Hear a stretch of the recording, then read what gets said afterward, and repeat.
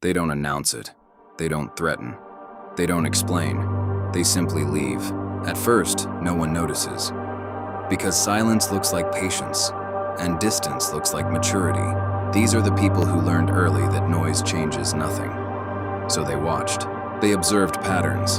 They memorized reactions. They studied human behavior the way others study maps. They gave chances. Too many. Not because they were weak, but because they were collecting data. Every ignored message, every broken promise, every subtle insult disguised as humor, every boundary crossed and then crossed again. They noticed who listened only when they wanted something, who apologized only when consequences arrived, who loved conditionally and vanished when comfort was gone. Outwardly, they stayed calm, they smiled, they adapted, they became agreeable, not because they believed, but because they were measuring. Dark psychology begins here, in restraint, in emotional control, in learning how people behave when they think they are winning. These individuals understand one dangerous truth. People reveal their real nature when they think you won't leave. So they stayed and watched. They noticed how respect faded slowly, how effort became one-sided, how empathy was expected from them but never returned. And something changed, quietly, internally, irreversibly. They stopped explaining themselves, stopped arguing, stopped reacting, stopped needing validation. To others, it looked like peace. But it wasn't peace. It was detachment. Detachment is not indifference. It is preparation. Their minds rewired, from hope to clarity, from emotional investment to emotional observation. They no longer asked, why are they doing this? They asked, what does this tell me about them? They stopped expecting fairness, stopped believing words. They trusted patterns. Patterns never lie. This is where people make a fatal mistake. They assume silence means acceptance. They assume calm means loyalty. They assume presence means commitment. But silence is not surrender. It is the sound of a door being unlocked.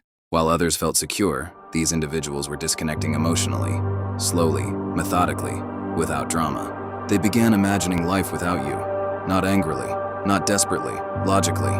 They rehearsed the absence, the routines, the new normal. They grieved in advance. That's why when they finally walk away, there is no chaos, no begging, no emotional collapse. The pain already happened, in silence, in private, long before the exit. And here's the unsettling part. When they leave cleanly, no loose ends, no unfinished sentences, no emotional hooks left behind. They do not chase closure. They do not demand apologies. They do not seek revenge. Because the most powerful move is disappearing from a place where your value was underestimated. Their absence becomes the message, a message louder than confrontation, sharper than anger, more haunting than words. Suddenly the dynamic collapses, the control shifts, the comfort vanishes.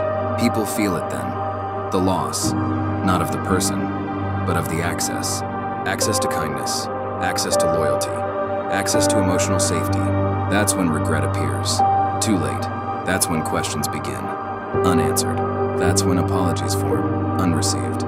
Because the door was not slammed, it was locked, quietly, from the other side. Dark psychology isn't manipulation here. It's self-preservation. It's understanding that not every battle deserves a response, that not every betrayal deserves an explanation. Walking away silently is not avoidance. It is control reclaimed. These people don't return to prove a point. They don't come back to watch you suffer. They move forward, calm, focused, emotionally unavailable to the past. And that's what unsettles people the most. Not the departure, but the peace that follows it. No rage, no longing, no second chances, just distance. Permanent, cold, final. Because when someone walks away silently, it means they stayed until there was nothing left to save. And the most dangerous thing? You won't realize the moment you lost them. Not until the silence answers back. Not until you reach out and find nothing waiting. Not even resentment, only absence. And by the time you understand what that silence really meant, they're already gone. And this time, they're not coming back.